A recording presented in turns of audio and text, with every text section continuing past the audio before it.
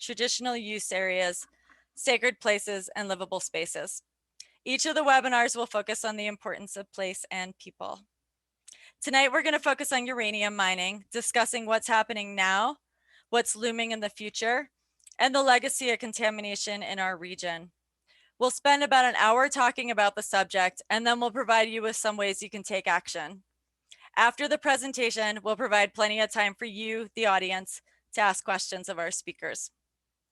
So I know you all have been on Zoom for a year now, but just a reminder to please stay muted for the entire presentation. And for the best experience, you probably should switch to speaker view.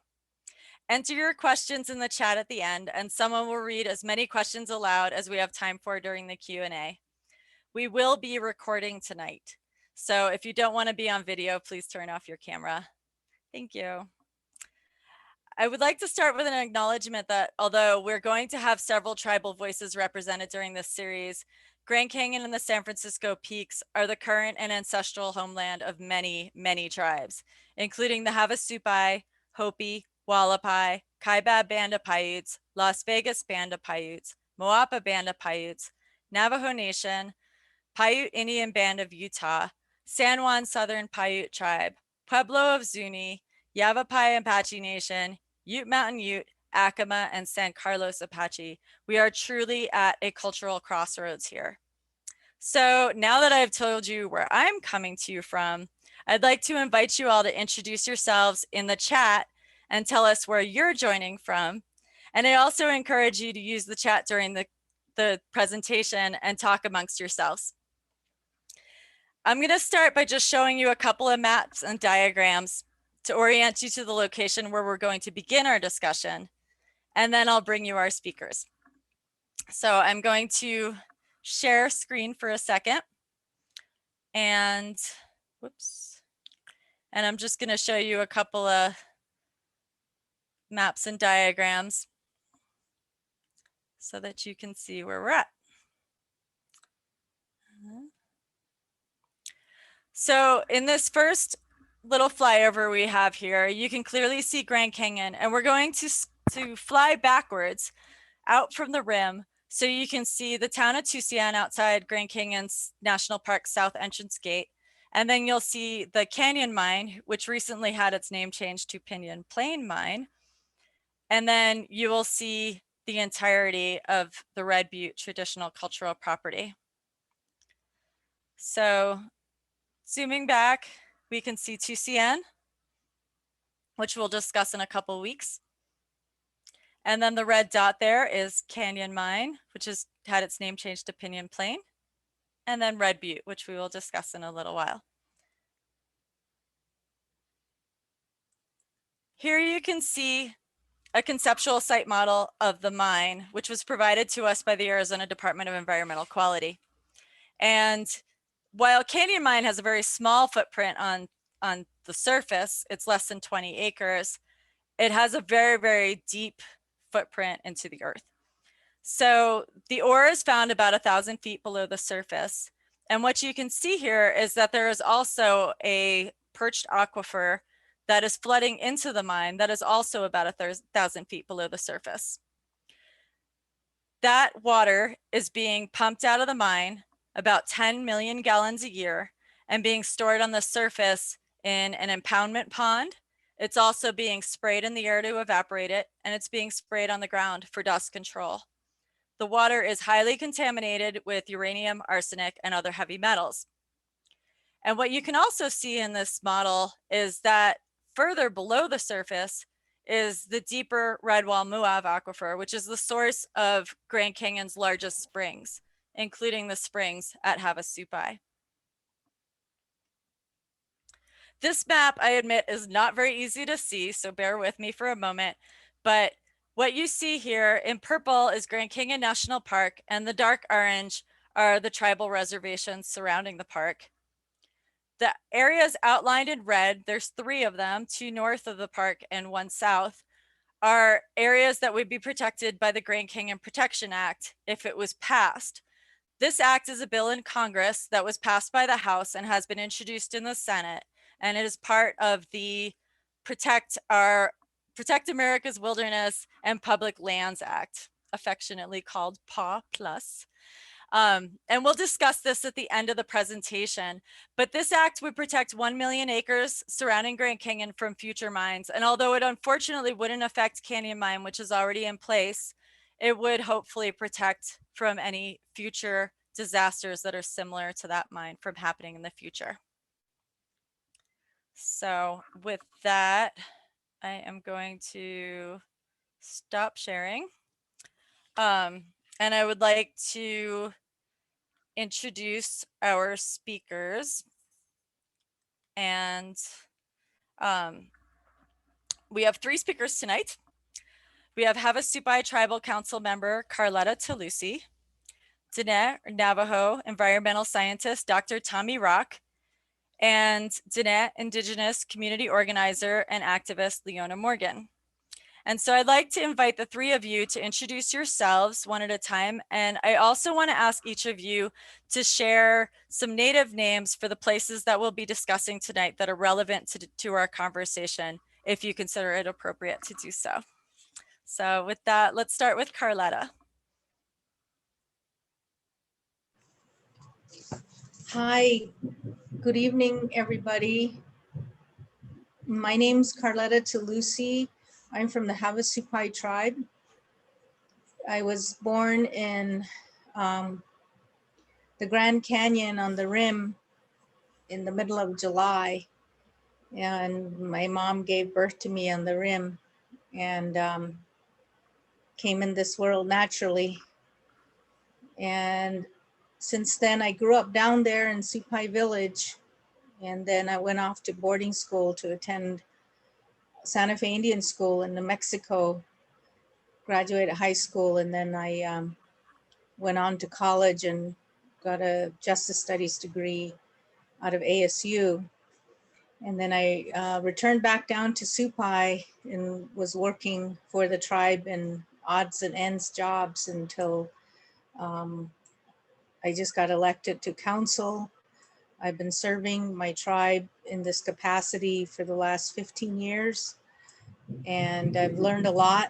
And the biggest reason why I believe I was elected was to help fight for the protection of the Grand Canyon from international mining companies. And as a young age, a young person, I didn't know what I was getting into, just kind of was following my heart. And I also originally my background and training was really community organizing and doing more grassroots work. Did a lot of training with the Chicano movement and how to organize campaigns and such. And that was really my background. So I naturally went right into leadership after that. I'm also on my father's side, I'm from Older Ibe. I'm also Hopi from the Corn Clan. So got a big responsibility on my Hopi side as well as my Havasupai side. So I'm original native of Northern Arizona. Currently, my village is closed due to the COVID. It's really affected our community to be closed to the outside world for over a year, which resulted in no COVID cases in the village. So a lot of us chose to just stay in one place to keep our village safe. So keep praying for us in Supai Village that we remain safe from this pandemic. I'm also a mom of 2 children and been married for 25 years.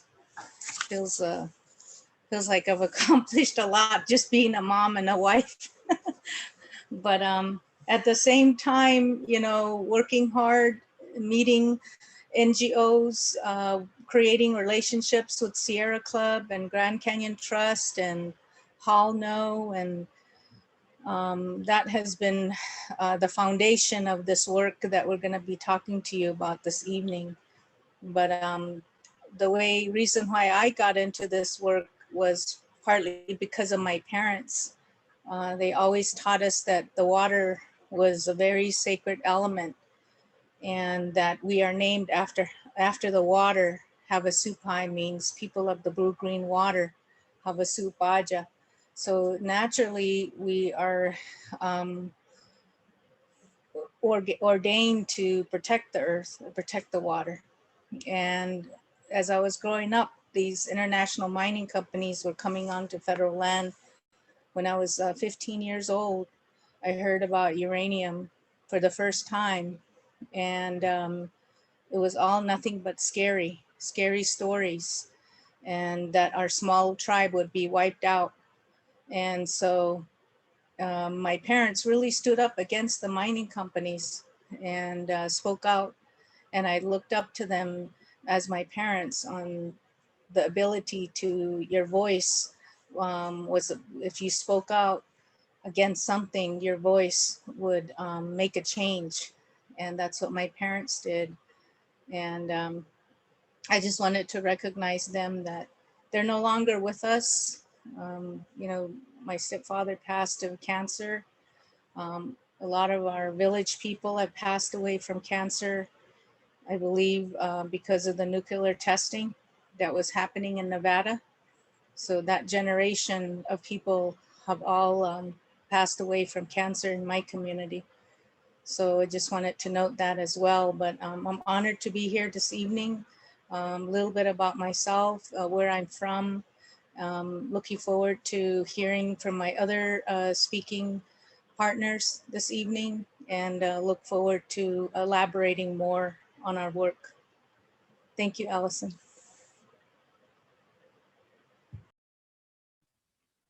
Thank you, Carletta. And I hear that Tommy is having a little bit of trouble with his internet. So let's go to Leona next. And Leona, if you'll introduce yourself, hopefully he can get things stabilized shortly.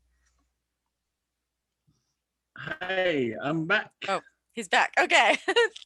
Go ahead, Tommy. Yeah, it's like I have to not use the video with this for mine, because if I do that, it'll just lose connection again. Okay. Well, we're glad to have your voice. So go ahead. Okay, he's like, my name is Tommy Rock, and I'm saying my clan and all is like Navajo. So yeah, the taas nito Tommy Rock and shadow jet told na siya. Ado si Donna ya. Not that she not let's not just change what it need that's a shadow look at national. Hi, my name is Tommy Rock. I am originally from Monument Valley. From Oljeto, copper mine really. Copper Can is where I was born here in Oljeto, and I am I did do some research related to abandoned uranium mines, and I did quite a bit on the Navajo Nation uh, over in Eastern Agency, the Grant Mineral Belt, over in Cameron, Arizona, and some here in Monument Valley. And I've been doing some work out in Bears Ears as well. And I've been out to Canyon Mine once. I saw that. I didn't do any work over there. It's like I didn't took any samples as well, but I did quite a bit of work and sampling out in Bears Ears.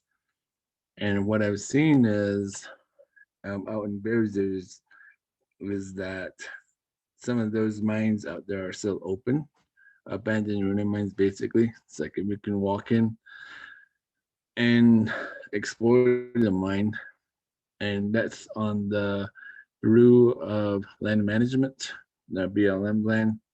I don't see no signs or indication of what people are being exposed to for the visitors there. I also see elevated level of uranium and radium as well. And the one I'm really more concerned about is radium.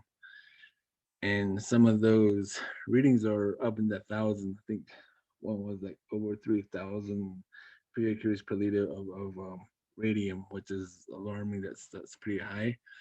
And in some areas, they're like around 50 or 60 up to 80 or 90 becuries per liter.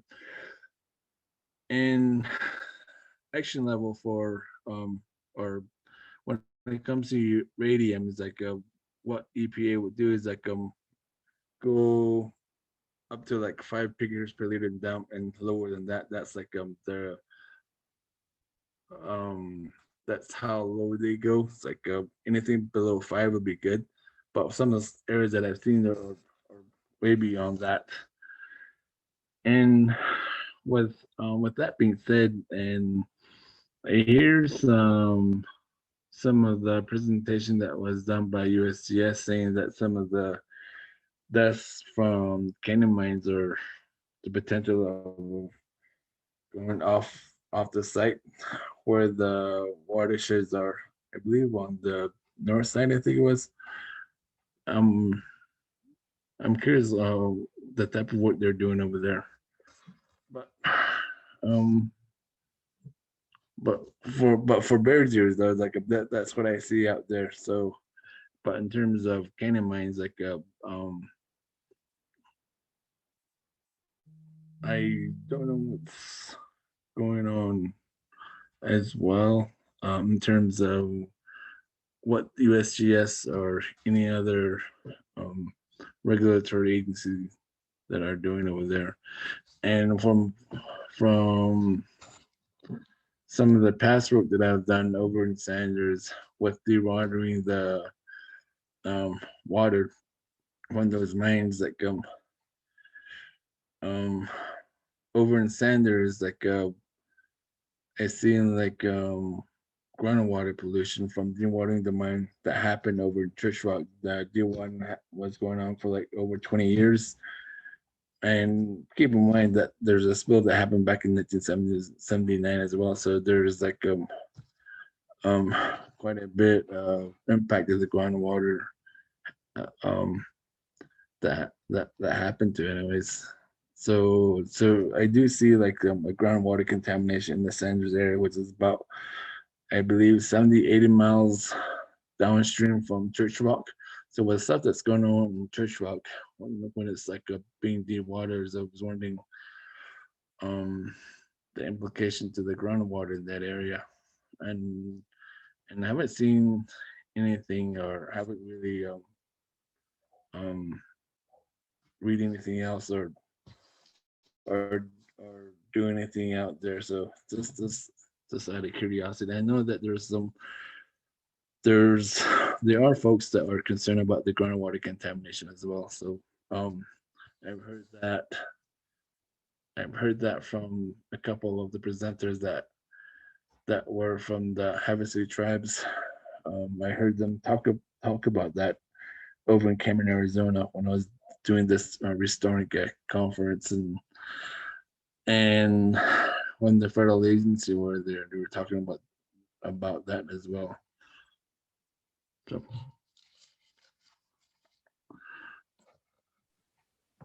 That I covered basically all what I'm supposed to cover.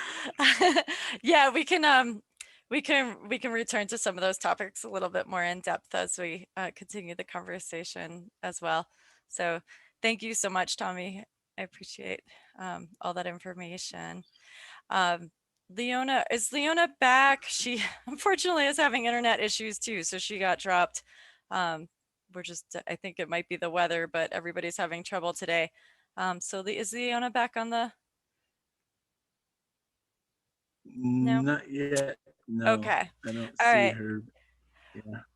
Okay, so let's return to Carletta for a minute, and we'll just loop back to Leona when she joins. So I wanted to ask you to tell us a little bit about actually, sorry, Leona is back on now. So let's jump over to Leona, and then we'll have Carletta tell us a little bit more about her work. So Leona, if you're there, will you give us an introduction to yourself as well? Okay, it's good. Awesome. Yeah, you look great. Thank you. Sorry about that, everyone. So yeah, I just said my clans, and then I grew up on the res. I grew up in Fort Defiance, but I didn't grow up in a contaminated area. So I'll talk a little bit about the issues with some of our relatives that live in contaminated areas. And I'm in Albuquerque, New Mexico. Right now, I organize with a group here called the Nuclear Issues Study Group, and we're dealing with a lot of other nuclear facilities because New Mexico has a lot. And the biggest fight we have is against a Holtec's proposal for building the largest nuclear waste dump here for waste from nuclear power plants. But I'm also with Hall No. Carletta mentioned we're an indigenous-led group. We're Diné mostly organizers and working to deal with the mine issue. And we call it Pinyon Plain Canyon Mine. And so we're concerned about the transport, should there be any, between the mine and White Mesa Mill. So yeah, that's my introduction. Thank you. Thank you, Leona. All right, and so to clarify for everyone, the mine was called Canyon Mine for the past 30 plus years, and the operators of the mine said that they wanted to change the name because, and I quote, environmentalists were associating it with Grand Canyon. So unless they actually pick up the mine and move it away from Grand Canyon, I think it's appropriate if we all call it Canyon Mine, but the official name on paper is now Pinyon Plain Mine.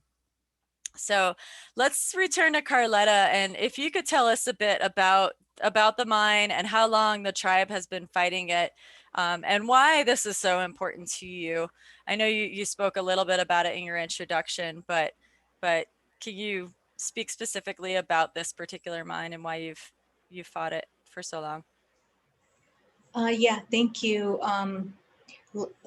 It kind of takes me back when I was like I said, 15 years old, when my parents and my community all moved like a pilgrimage. We took a pilgrimage to our sacred mountain called Red Butte, which you guys briefly saw in the introduction. And at that time, I didn't really know what was going on, but my family and community said this was our sacred place that the United States government stole from us. And we're going to go back and occupy it. And so there was a caravan of about 150 tribal members that hiked and rode horses out of Supai, went to federal land and occupied it for a week. And when we were there and I was 15, they started telling us in our language what the mountain meant to us and why it needed to be protected. And that's where I really first learned about the sacredness of that mountain, which was the main area for one of our creation stories. You know, we have many chapters of our creation story, and that was one important chapter. And during the times we were camped out there, we were also told there's a canyon mine nearby.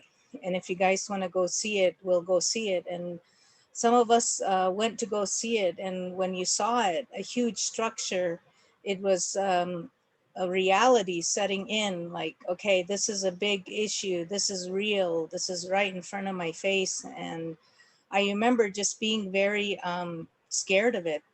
And also we had at our encampment for that week, the Navajos families came and joined us. And so did a lot of the tribes nearby, but specifically we remember the stories of the Navajos and how they were affected by the abandoned mines. Even when I was 15 years old, this was an issue back then.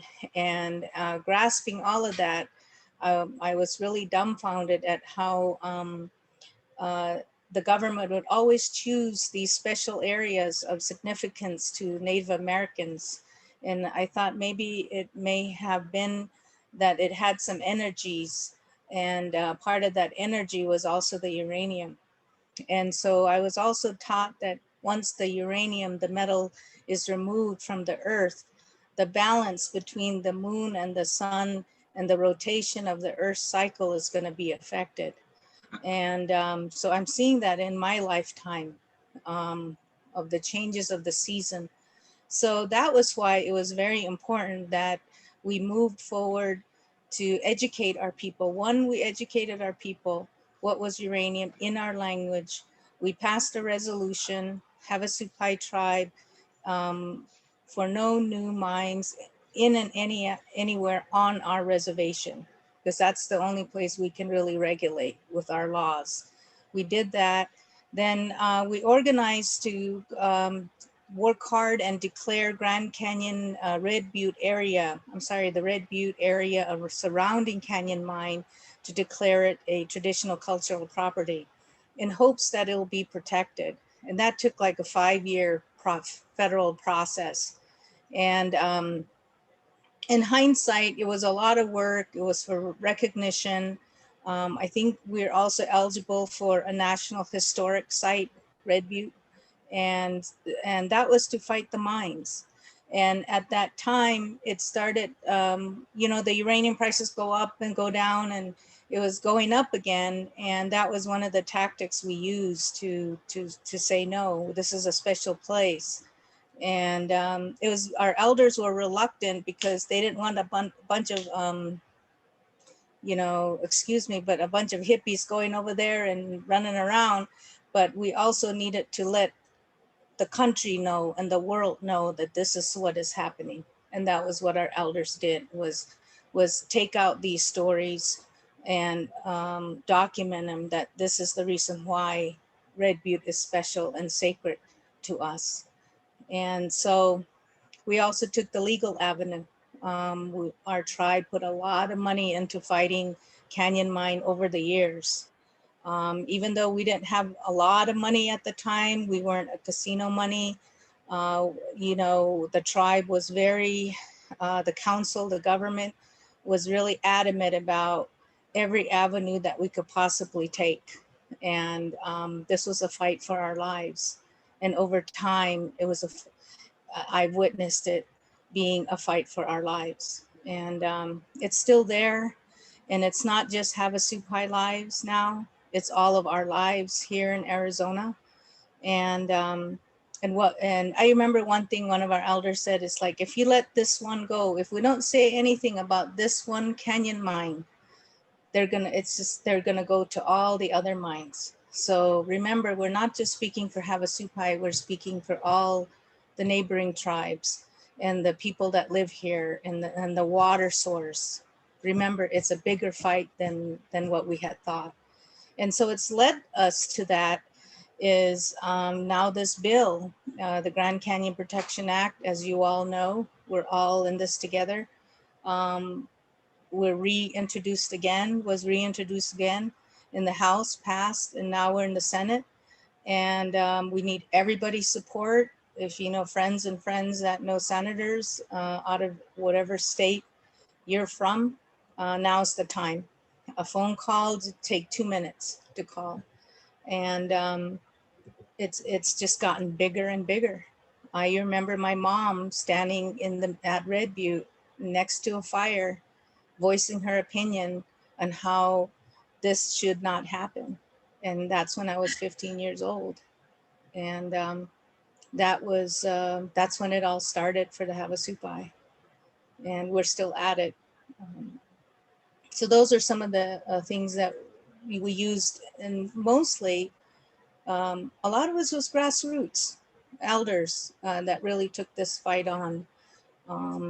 Neighboring tribes that we ventured to meet with in community meetings, and say, let's join together, let's join our voices together. And in the meantime, sharing songs and stories and history and our relationships with each other. I think that was a growth for me at Red Butte, with a mine 3 miles down the road, but I value everybody's skill over the years. The commitment that each and every one of you make just by donating to Sierra Club or Canyon Trust or being a part of this is very important. We're trying to protect lives here. We're trying to protect water here. And I really appreciate everyone's commitment over the years. And, if it's not this fight, it's going to be another issue. As a tribal leader, we're getting slammed left and right. This is just not the only big issue we're fighting. But I really value the opinion of my neighboring relatives, the Navajos, and their experience. And, the Supais always say how smart the Navajos are. And, with Leona and all her skills she brings to the table, and Dr. Tommy Rock and all the skills that he's brought, all three of us, we came from the reservation. We fought hard to be where we are today, and we still fight every day,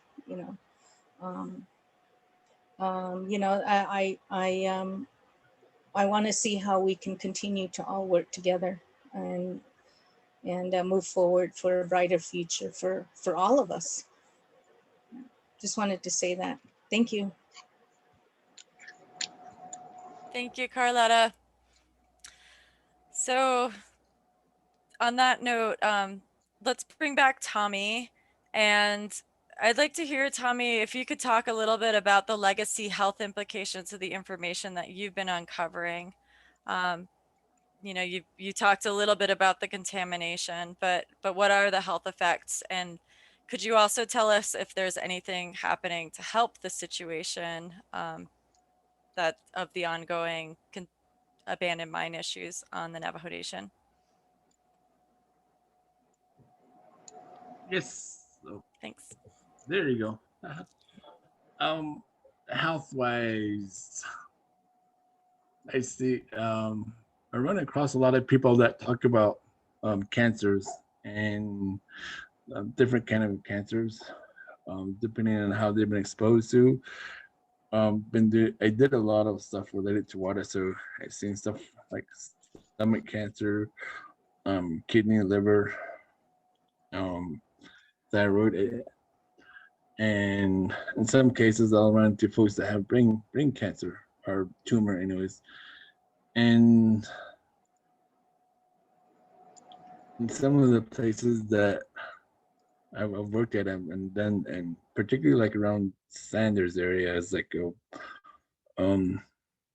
late friend of mine. She had breast cancer as well, and so I dig a little bit more and looking at some of the research that has been done related to uranium exposure, especially when it comes to kids and young girls when they were exposed to uranium when they're little kids. More than likely they'll get breast cancers when they're older. So I'm thinking that maybe a lot of the cases around areas that had past uranium mining on Navajo Nation, maybe that's related to being exposed when they're kids, like in terms of breast cancer and all. And anyways, I've just been thinking about that quite a bit because of my friend. She passed away 2 or 3 years ago. She left behind her husband, her kids, an Army vet as well. And I went to school with her at Arizona State. So and just in the back of my mind and hearing stories about some of the folks in some of the communities that had cancers, like for some of the women that talk about that, and I just like in the back of my mind I think about that quite a bit. So and this was it 2-3 weeks ago, I think, the state of Utah, the legislature in the state of Utah passed the RECA, and to keep that RECA going, the Radiation Exposure Compensation Act, and also the downwinders as well. So that was really, really good. I'm really happy that there's a lot of grassroots and community members that came together to help support this and having it passed at the state, and especially from Utah as well, like from San Juan County. The San Juan County commissioners they passed that, and I went up to the state and passed there as well. So in both cases, I went and support that, did my little testimony in both areas, and I'm really surprised when it came to San Juan County, because mostly a lot of the folks up in San Juan County, like Blanding and Monticello, they're more into mineral extraction. So for that to have that pass, I was really surprised, and I'm glad that passed in San Juan County, which is awesome. So for that to move forward like that, I think that will help benefit not only the state of Utah, but areas that had past uranium mining activities, mining, milling, like in Arizona, New Mexico as well, and other location as well. So there's still a lot of work that needs to happen in terms of RECA and what can happen using RECA.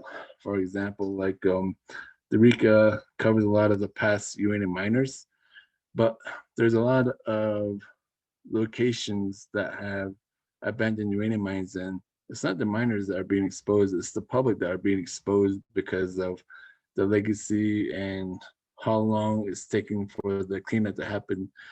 For example, for Navajo Nation, there's over 1,000 abandoned uranium mines, and there's one cleanup that happened that was a skyline, which was with the help of the Return of Navajo Boy documentary.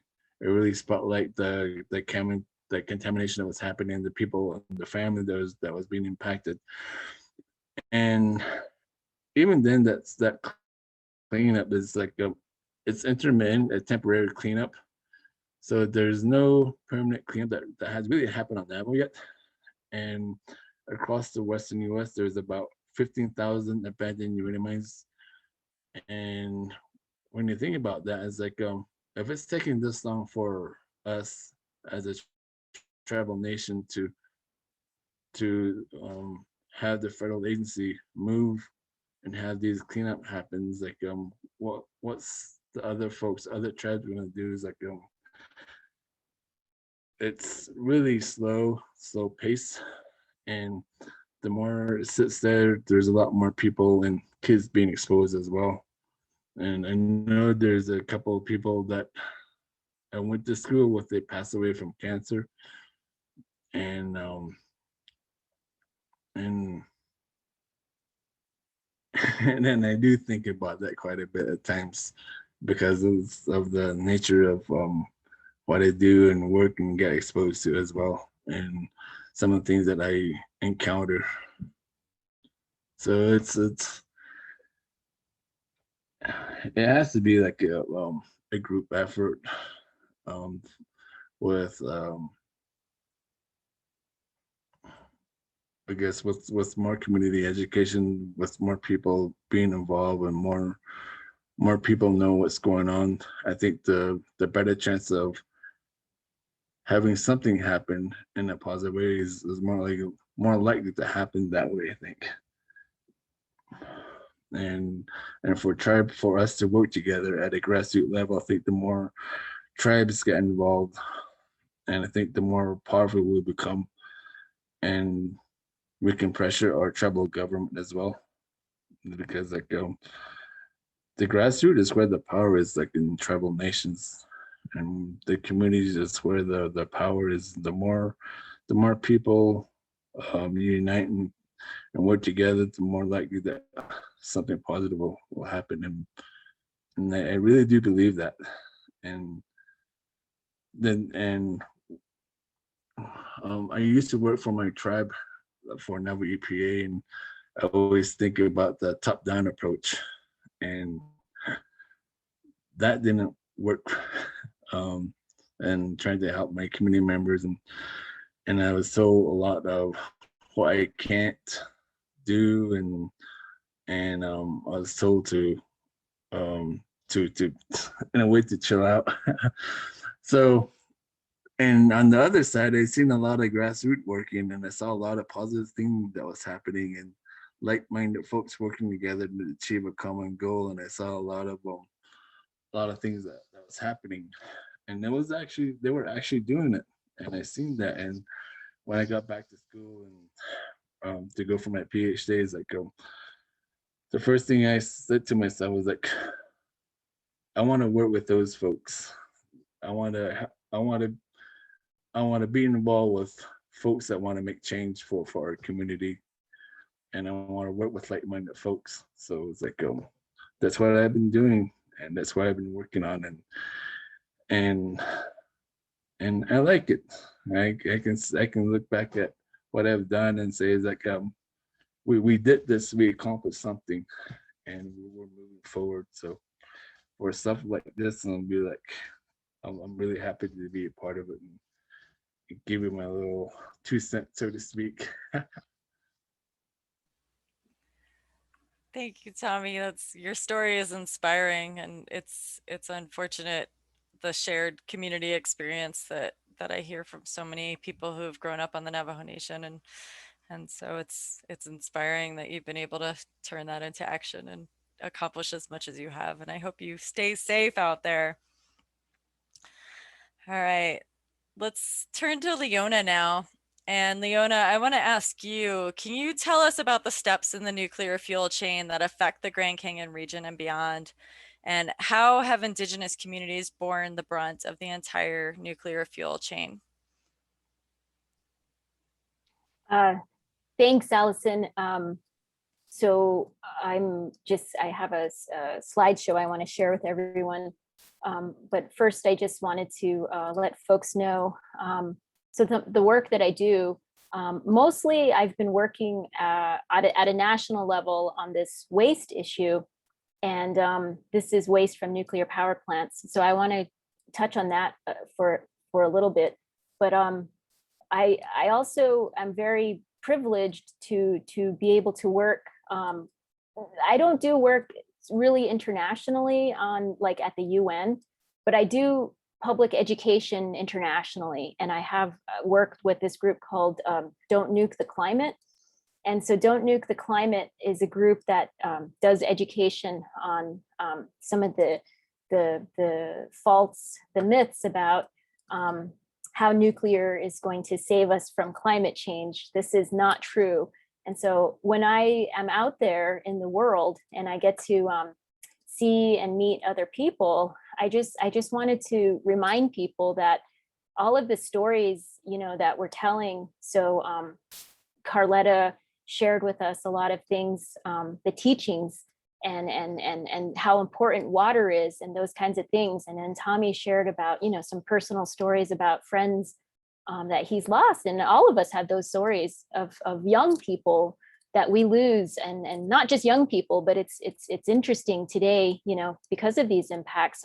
They're not unique to just us here, is what I wanted to say, that Indigenous peoples are impacted the most, and communities of color, by nuclear colonialism. And so these stories, I hear them from different people all over the world, in Indigenous communities where uranium is mined, like Northern Canada, or just Canada, Australia, and Kazakhstan. I know I'm not saying it right. Those are the 3 top oil uranium producing countries: Canada, Australia, Kazakhstan. And so some of the Indigenous peoples I know are relatives, the Dene, the Northern Dene up in Saskatchewan. They also have stories, the teachings. And then of course we've heard about Tletso, and then the people in Mongolia and Africa. They're different stories, obviously, but the same impacts, contaminated water, people are sick, the mines were not closed properly, the cleanup is done very poorly. And then now, because of this false idea that nuclear is low carbon, it's not, we're here to not let it happen again, is what I wanted to say. But the stories are the same. And in all of those places, a lot of people are dealing with the possibility of renewed mining. So I just wanted to preface my talk with that before I begin, that these are not unique to just us. So started to share my screen, but I got the wrong. I don't want to show everybody my whole desktop. Let me change a setting really quickly. So sorry, Allison. When I restarted, everything got funny. You're fine. Okay, so here's my slides, and the name of my talk is Nuclear Colonialism, and this is a beautiful picture. Tommy mentioned Skyline Mine, which is in this area of Monument Valley, and you know, this is also a place that's contaminated, where people come from all over the world to visit, but they don't know, you know, the whole story. And nuclear colonialism, I'm just going to read the definition. It has to do with all stages of the fuel chain. So, you know, this is a definition created from different writings. Nuclear colonialism is the systematic dispossession of indigenous lands, exploitation of cultural resources, and the subjugation and oppression of indigenous peoples to further nuclear production of energy and proliferation of weapons, from uranium mining, uranium processing, weapons testing, and waste storage, resulting in the destruction of indigenous peoples, cultures, and creation of national sacrifice zones. So this map depicts the weapons side of the nuclear testing. Again, Carletta mentioned, and a lot of us are downwinders from the Nevada tests. So you can see the biggest mushroom cloud here is representing the Nevada tests, which were done on Western Shoshone lands. So then I'm going to focus more of my talk on the different stages of the fuel chain. You can see here, this doesn't include the weapons aspect so much, but we all know uranium's used for both electricity and weapons. And at every stage of the fuel chain, waste is created. So uranium mining is at the front end, and then we have all the stuff in the middle, the processing, the fuel fabrication, and then we get to the power plant. So one thing that I'll explain right now is that this power plant here, this is where they calculate the carbon footprint of nuclear energy. So the construction, operation, and decommissioning of the power plant. They don't count all of this other stuff that happens before. And also very importantly, they don't count the storage of the waste afterward. So the carbon footprint of waste storage is not calculated simply because it's impossible to calculate something that's going to be radioactive for hundreds of thousands of years. And how much energy, carbon, how much carbon does it take to keep the waste cool and to guard it and to secure it and, to transport it. So this is what we're dealing with now in the country because there's no place to put it. Yucca Mountain is a failed project. It will never open. So I'm going to go through a little bit of history kind of quickly just to move us forward to the issue of today. Here's where all the uranium deposits are in the country, where most of it's been, exploited. And then of course, we're dealing with the Four Corners region, where my people are from, Tommy and I, and other nations, of course, but as a Diné person, I can be very Diné-centric sometimes. We're dealing with over 15,000 abandoned mines across the whole United States with no law requiring cleanup and no standards across the board for cleanup either. So because there's no law, there's no funding. So right now the United States is depending on like settlements from different companies, but they are the responsible party. They should pay for all of the cleanup. Right now, this is just on Navajo Nation. Some cleanup is happening. And so they identified 523 sites. Like Tommy said, there's over 1,000. People calculate the number differently depending if it's, a mine site or a mine land. And then now we're looking at a 10-year plan. So they've gone through a couple of 5-year cleanup plans where they claim they've cleaned up, this many sites and did this much work. But you really can't clean up some of these places back to pre-mining conditions. So what we're looking at is almost like 523 permanent waste sites where they are, just containing the waste on site, which is unacceptable. The waste, we shouldn't be leaving it there because it's presenting more problems. And the new 10-year cleanup plan also has some issues with the standards of cleanup and the allowable levels of cancer risk per 1 million people. lowering it to 10,000 people, 1 in 10,000, which is an issue. So now one of the issues I really wanted to focus on is Church Rock, New Mexico. So this is the greater, we're calling it the Greater Canyon region. This is the greater Southwest. And there is a very strong connection to what's going on with the Pinyon Plain mine because of the owner, who is Energy Fuels. I'll come back to that in a minute here. So this is an overview, an aerial look at the ground below, looking south, kind of southwest. So we're on the north side of this site, looking toward Gallup, kind of in a southwestern direction. And then here, the Redwater Pond Road community is a Diné community that's lived here for generations. They were here before the mines came in. The people that are organizing, some of the elders like Edith Hood and their Bertha Nez, and even Larry King is in this area. If any of you have seen them speak, they all are, they grew up here and they were kids when the companies came in to start mining. So you have Kerr McGee. Kerr McGee has 2 mines, 2 uranium mines to the north of the community. And then here's UNC, United Nuclear Corporation, now owned by General Electric. So this is an issue that I want to talk about in another slide. But for those of you who don't know, this is the site of the world's largest uranium spill.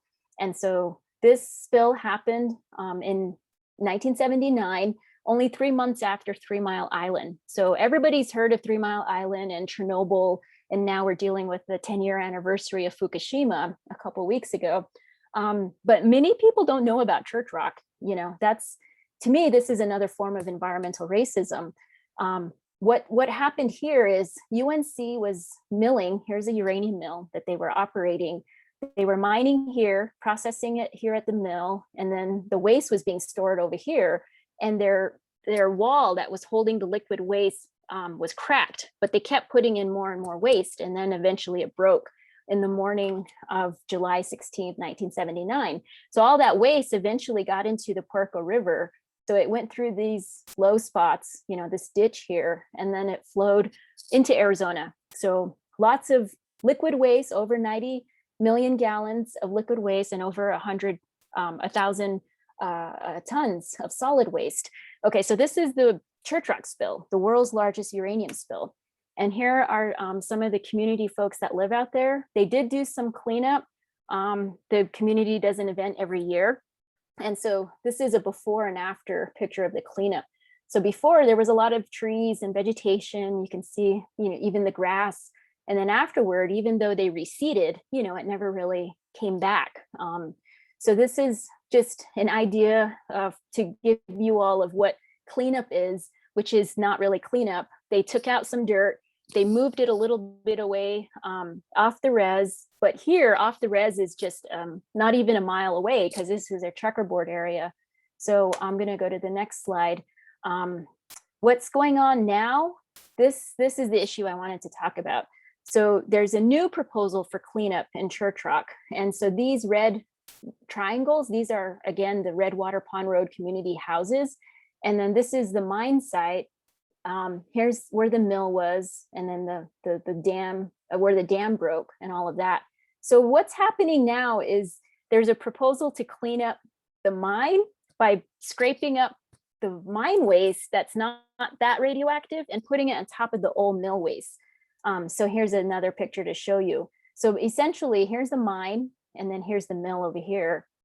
So they want to scrape up 1 million cubic yards of mine waste, and then either truck it or make a conveyor belt system to move it over to where the mill waste. And then if you can see, this is a cross section. This picture here shows these brown spots. This is where there's already a waste, I don't know, whatever you want to call it. Some people, they call it different things, but to me, it's a dump. So this is where they put this is a permanent waste dump where they put the mill tailings. It's already been buried here, and it's already been covered. I'm not really sure of the integrity of the lining, or if there was a lining when they covered the tailings, but what they want to do now is on top of the cover, they want to put mine waste. and then cover it again, and then leave it. They say it'll be safe for, you know, thousands of years, forever, basically. And so when this was presented to the community members said, all of this is a floodplain. And what happens if there's a 100-year flood or some event that could cause this mine waste to again get into the Puerco? And, you know, they're saying it could lead to a second church rock spill. This is actually in the middle of a public comment period. The deadline's May 27th, and we're still getting together our educational materials and talking points and fact sheets and that kind of thing. But I invite you to come to our website, hallno.com, for updates. We'll be updating the website soon. This is not up there now, but the Navajo Nation EPA is working with the federal agencies. But when we had a conversation, Sarana from Hallno and I, we had a long conversation with the Navajo Nation EPA Superfund guy, Daryl Yazzie. He's the supervisor there. He said, you know, this is not, they don't want this plan, but they have a limited seat at the table when it comes to US EPA and that kind of thing. So we really want people to comment that this is a bad plan. And again, this is really not the way to do it. And what Tommy was saying, you know, the waste has been here so long, but it's an issue that we really need cleanup, but not this plan. We want a better plan, and that the community has often said, take it away from the res, move it somewhere else. Unfortunately, technically this is off the res because it's private land. So I'm just going to wrap up by showing you the proposal for the waste storage. Again, I'm going back to this map of the uranium deposits, just to show you how how racist, environmentally racist these nuclear facilities are. So fast forward, cut to the end of that chart that I showed with all the different stages of the fuel chain. The front end is uranium mining, the back end is the high level waste from power plants. So this is where the uranium came out of the ground, and then it was used in power plants. I'll come back to that slide. So these pink dots are all the power plants all over the country who benefited from the uranium as electricity. And now those power plants are all beginning to shut down, and the waste is very highly radioactive, and the communities want it out of there. So they're saying, you know, kind of like us, take the waste out of here. But what's happening is they want the company that's proposing a waste dump for the power plant waste. They want to build it in New Mexico, and this would be a big enough facility for more than double the amount of waste that actually exists today. And there's two proposals, but they're in the same location, like 40 miles apart, one in New Mexico and one in Texas. And this is only temporary until they find a permanent place to put it. So they call it consolidated interim storage, but that temporary or interim part means a 40-year permit that can be extended twice. So this could be over 100 years. And so I'm just going to go back to this other map that just zooms into the Holtec site and the WCS site. Those are the two proposals. And you can see they're already next to an existing waste facility, which is WIP. Waste Control Specialist has hazardous waste. There's other nuclear facilities. And then this whole area is the Permian Basin, where they're like one of the largest oil producers in the world. So there's active fracking in the area, and it's just not a good place to put it. But when you look at both this map and the uranium map put together, so this is the uranium map, you can see just how environmentally racist it is. They took the uranium out, contaminated our land, other people got electricity. Now they want to bring the waste back to us. But it's actually a national issue because of the transport. So this affects everybody, and this is an ongoing issue. I can talk more about if anyone has any questions. Thank you, Allison.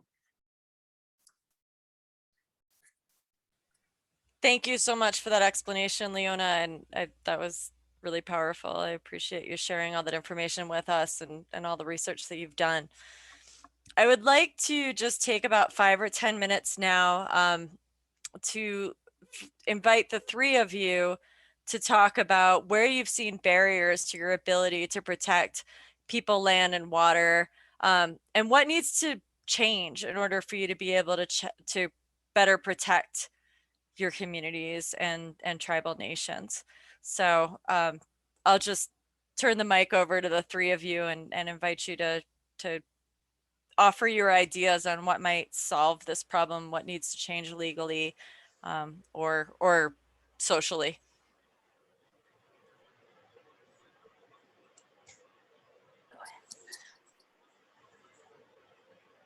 I'll go ahead, Leona. um, well, one thing a lot of people have been chatting about is the 1872 mining law, that still being in existence has allowed these mining companies come and stake claims on federal land very easily and very cheaply. And so that has been a challenge for us.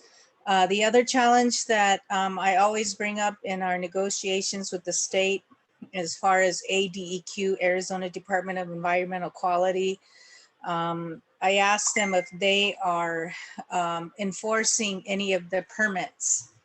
And they told us, surprisingly, that we are not in the business of enforcement. We are in the business of issuing permits.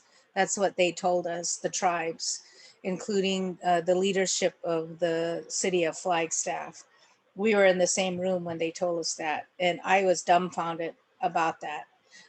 We went to EPA. We asked EPA if they are enforcing any federal or permitting processes. Are they enforcing any of that at Canyon Mine? And EPA said no.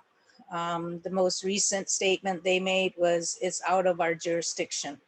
So what does that mean? I don't know what that means. So that was the second time. And then I went to the Forest Service in my capacity as a council member, and we asked them the same question. Are you enforcing the operation plan at Canyon Mine?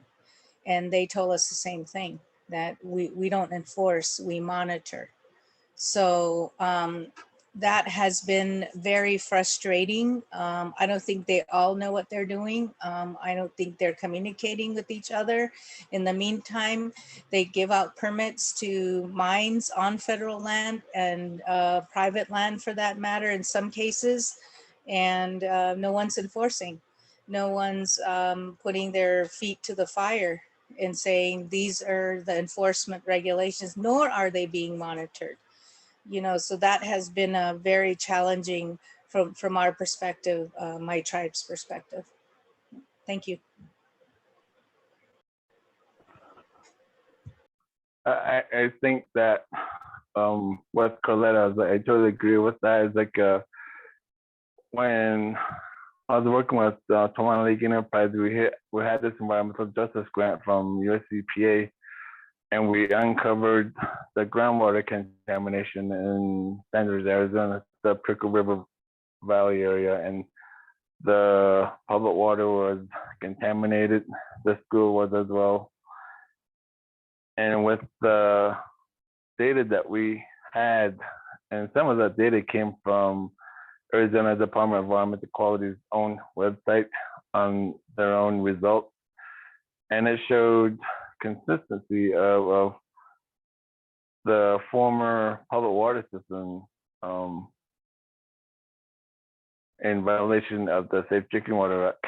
The uranium level were pretty high. It wasn't just the uranium, it was arsenic and other waterborne contaminants, or water contaminants, and they were not. So they were not enforcing the law like it's supposed to, and then there was predominantly 80% indigenous Navajos, and the school was predominantly Navajo students that was going to school there as well. And I remember that we had one of the meetings, and Navajo Tribal Utility Authority was there trying to help the community as well. And they were provided the water line that was much better than what they had. The water quality was way better. And the only problem was that they did not have enough pressure to provide water to both the community of Sanders and the school. And Sanders often have a reservation, so So, NQA, even though it was also a reservation, they were willing to help the community of standards. But the problem was, like I said, was the water was, they did not have enough pressure. So the representative from NQA, Number Trouble City Authority, asked the community members in one of the meetings that it was up to them, the adults, their choice where the water was going to go. Just imagine being told that it's like either you get the water or your children get the water, but one of won't get the safer water. So it's like, so a lot of stuff that I do, I always think about that and always wondered how many more communities are out there faced with that predicament. And we had numerous conference calls with USCPA and their toxicology person from Region 9 and Arizona Department of Environmental Quality was on the line as well. And we had Nova Nations lawyers listening in and hearing us argue with these folks about what is chronic. And even though the uranium level were elevated and they were violating the Safe Drinking Water Act, and like we kept hearing the regulators saying, "Oh, the water is fine. You can still drink it." Even the Arizona Department of Health, they went to the community and told them like, "You can still drink the water." And my colleague Chris Shuey still has the public notice that says that, and we're telling the community, don't listen to them. These are the folks. These are the regulatory agencies that's supposed to protect us, and they're not doing that. As long as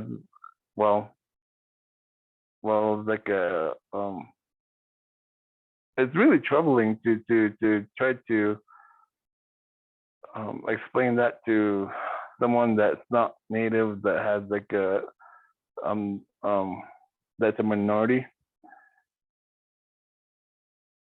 and explain to them that this is what we're going through, this is what we're fighting for, and we're not, even with the knowledge that I have and what I've learned and with this scientific knowledge and even then, like we're still fighting with them, and with their own science and their own discipline. It's still like that. So what always come back to like, how can we better stand up to the regulatory agency that's supposed to be taking care of the public health?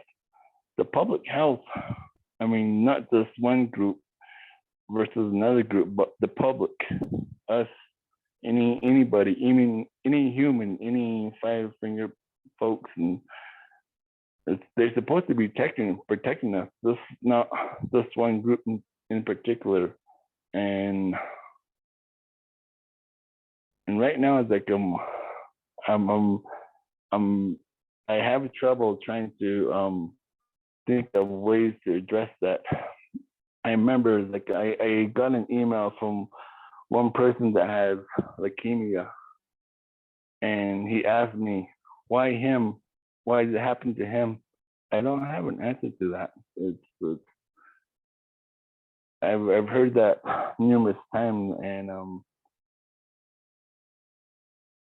it's really I really don't know what to say about that.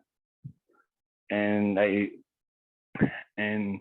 when it comes to regulatory agency, I think they've come to the point where they've been desensitized because they hear that a lot, and I really don't know at this point. Anyways. Thank you, Tommy. Yeah, it's really hard to imagine a elementary school in Flagstaff or, Scottsdale having a problem like that and being told what you were told. Like, it's so clearly a differential system that's applied in different places. really is. So, thank you for that. And again, thank you for all that you're doing. Leona, do you have anything to add as far as what you think needs to change? Yeah, a couple things. So, I mean, there's a lot of community work that's happening, and a lot of it is largely not funded. A lot of us are volunteers. I mean, I don't do this as a job to get paid. You know, we do this because we have to. And then when our own governments actually make the laws to, you know, the ones that will help us to get out of this stuff, like Navajo Nation has a law against uranium mining. And then we also have a law against transport of radioactive materials. And if I could just share my screen again real quickly. I mentioned earlier, so with Hall No, you know, this is the Pinyon Plain Canyon mine, and here's the Hall route.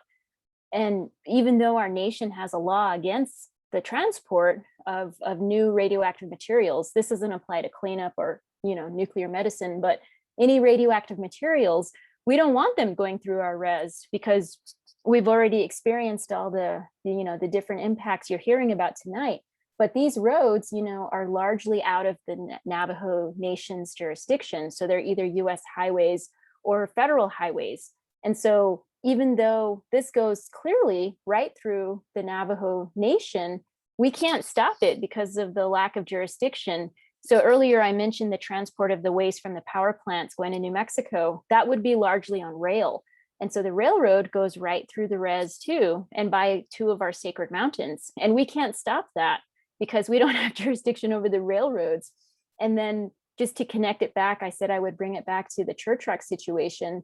What they're saying at Church Rock is, well, we're only going to put the lower radioactive waste on top of the mill waste, and anything that's, they call it principal threat waste, the PTW, we're going to move out of here. And they're saying probably to White Mesa Mill. So that means dumping it on another indigenous community.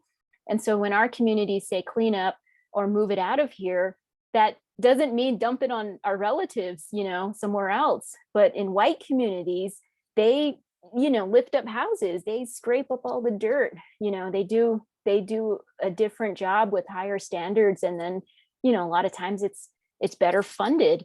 So for us, as indigenous people, you know, we need the proper funding, the agencies to do what their job is, and then, you know, it needs to involve community. It needs to involve the affected communities, and the affected communities should have an equal seat at the table.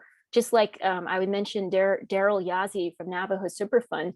He said, even as the Navajo EPA, they don't have an equal seat at the table either. So these are all things that need to change. And the bottom line is, if we don't have the money to clean this stuff up, we shouldn't be messing with it. And the United States needs to stop allowing uranium mining, nuclear waste, from both weapons and energy development. Absolutely, I would agree with that. And yeah, it's unfortunate that yeah, again, that these resources are so differentially applied. And I just want to emphasize that the White Mesa Mill is on Ute Mountain Ute land. I don't know if that was stated. So it's right in their backyard. And so, you know, moving from one tribal land to another is not solving the problem for anyone. It's just spreading the problem around. So, all right, well, we have about 15 minutes left. And so what I want to do is just give people a couple opportunities for action. And then I want to open for audience questions.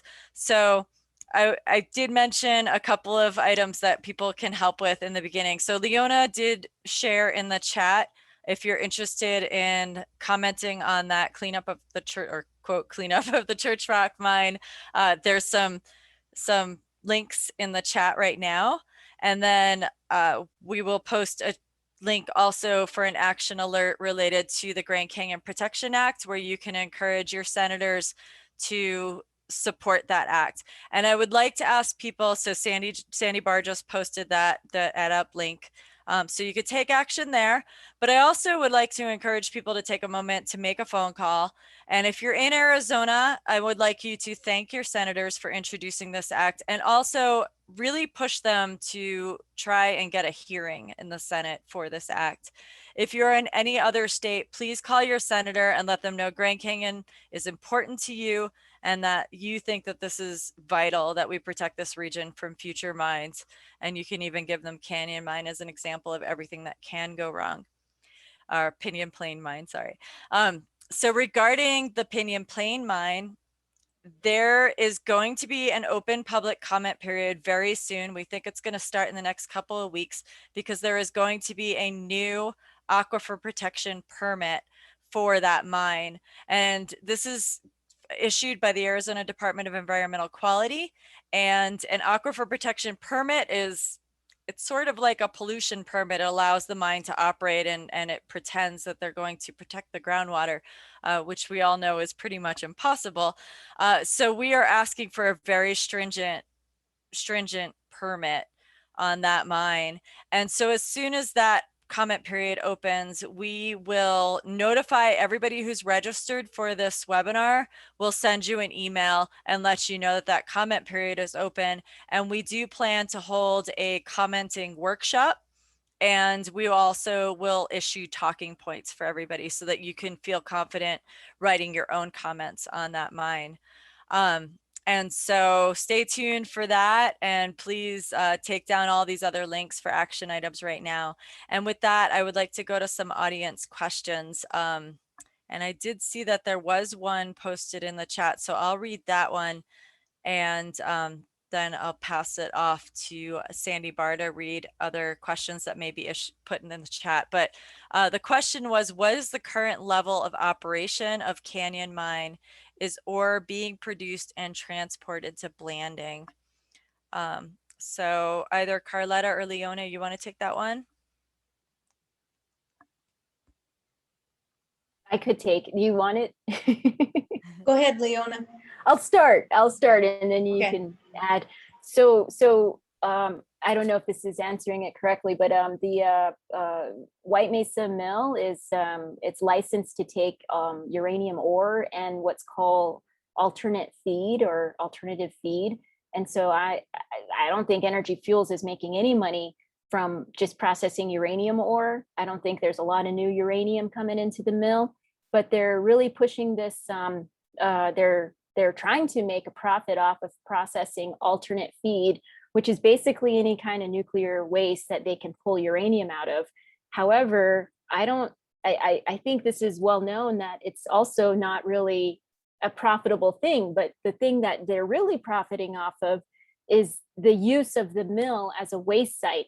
So as long as they can process it through the machinery, they can store that waste on site.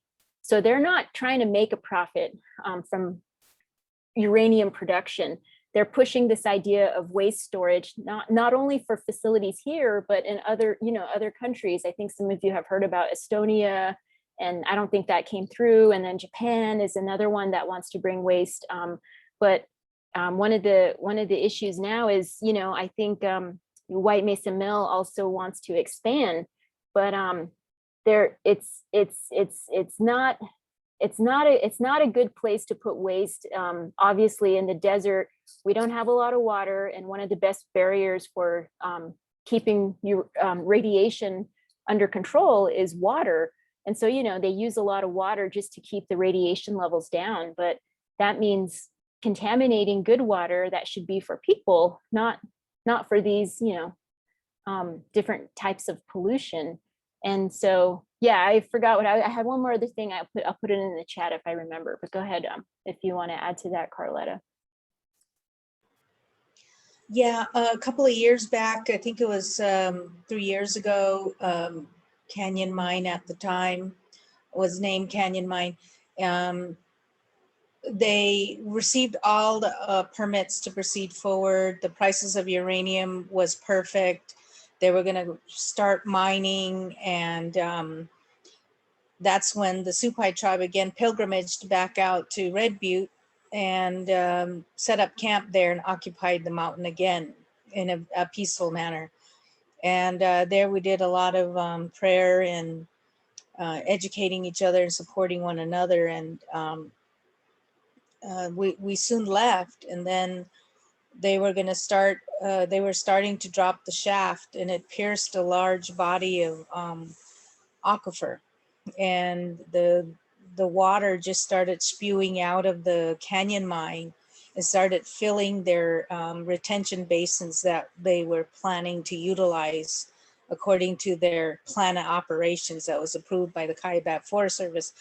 They didn't plan on this type of failure of how much water that was going to be coming out of there. So after that was happening, we approached ADEQ and asked for enforcement, and they didn't have any enforcement plan. And the whole code of them saying we're not in the business of enforcing. So there is not uranium ore coming out of there because of the flooding of the aquifer piercing, but they did transport a lot of the water because it was filling up the retention basins on site so fast that they were starting to haul it up the route that Leona was showing you. And so that really upset a lot of people. Was it wasn't in the plan, and why are you transporting contaminated water across our communities? So that they just were grasping for anything at that time. And then on top of that, one of their equipment broke. I think it was the hoist that broke. And I always credited this, and I know Sandy and Leona and others were there, part of the Red Butte gathering. It was just the prayers were so popular that it broke, popular and powerful, and it broke their hoist. So that's what my interpretation was after we left the gathering. And they've had challenges after challenges, just shut them down. Why keep allowing them to be there and continue to do contamination and destruction to the animals? In the meantime, animals are swimming in it.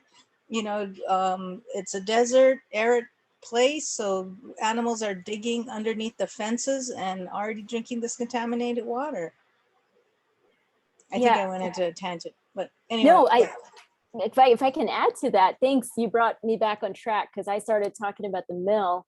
And so this is a point I want to make to all of you, that it's so important to share this information. And if you all can, if you're able to share it in newsletters or write it, you know, share it on Facebook or whatever, because it was really community people who helped us, where this, what Carletta explained, the mine, you know, there was water getting into the mine. So Energy Fuels was trying to evaporate that water on site. And we went to visit on in March, I don't know, like 5 years ago now.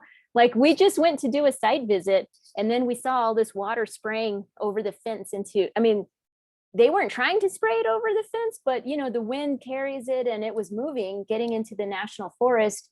And so we noted this, and then community people were saying they've been seeing big trucks. They've been seeing a lot of trucks going between the mine and the mill. And so Hall No, you know, we did this tour just to get awareness, and it totally worked because people's eyes were open. They were watching this, they were alerting us. And then with help from all of us, I know Allison was, I don't know who found all this out, but when it was reported to the department, I think Allison was the one that told me the ADEQ didn't penalize Energy Fuels for this. They basically allowed them to update their permit or to modify their permit so that it was actually part of their permit. So this is, you know, the government working for corporations, and we really need to hold them accountable, which can only happen from community people speaking up.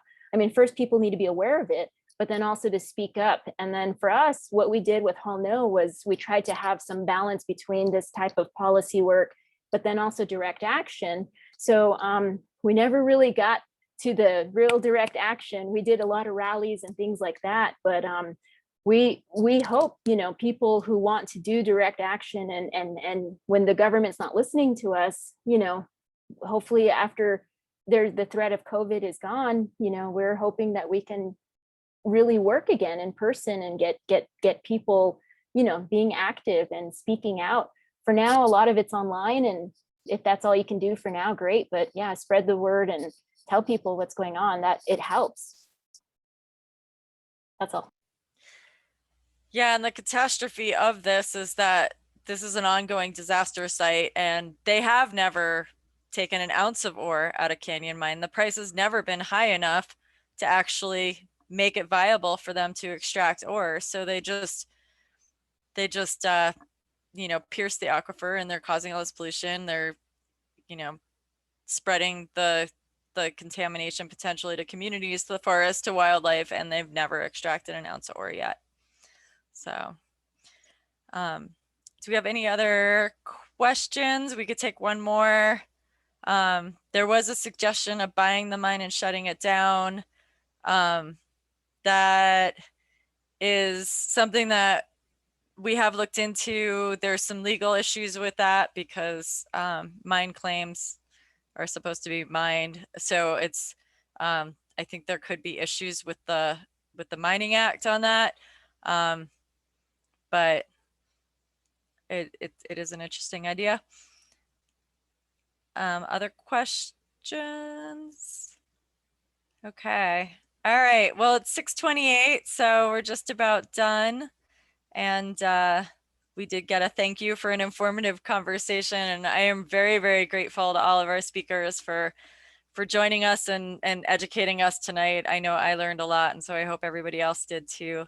And so thank you all. And with that, we will sign off. So yeah, getting a lot of appreciation in the chat box. So have a great night, everyone. And I hope that you can sign up and join us next week for a conversation on the Little Colorado River. And right now that